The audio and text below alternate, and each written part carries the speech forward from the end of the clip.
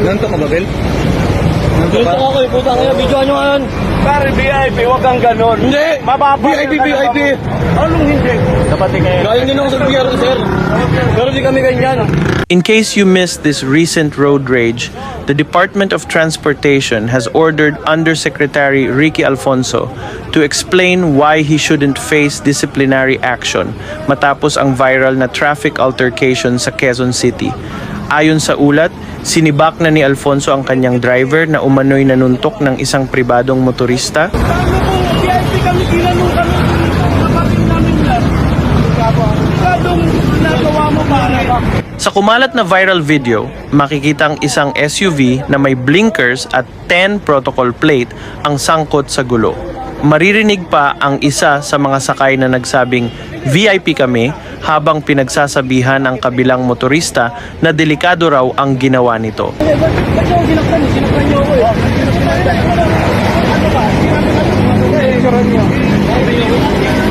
Nanto ka ba, Bel? Nanto Dito ka? ako eh, puta kayo, videoan nyo ngayon. Pare, VIP, wag kang ganon. Hindi! Mababa. VIP! Anong hindi? Dapat kayo. Galing din ako sa BR, sir. Pero di kami ganyan. Ayon sa Land Transportation Office o LTO, sinuspinde na ang lisensya ng driver ng 70 araw at pinadalhan ito ng show cause order. Kinumpirma ni LTO Chief Assistant Secretary Marcus Lacanilao na tuloy-tuloy ang investigasyon sa insidente. Nung unat siya, nag-blinker na kami. Motherhood pala tayo.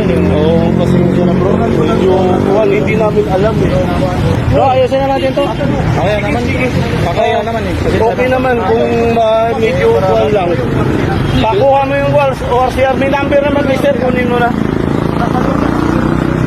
Tingin mo yung ORCR. Ay, sinuntok ako. Ano yun? Ano, ganun-ganun lang, VIP. Malintikan ka talaga. Patay yung receipt. Ganito. Pero mo yan.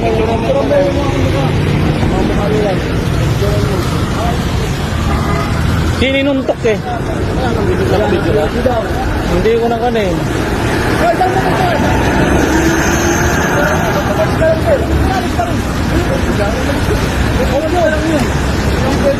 Sige tayo, magre-report kami sa... Barin nyo ko eh. Barin nyo, akin barin eh. Wala ko naman yung kuya kong pusit. Wala ko maliit.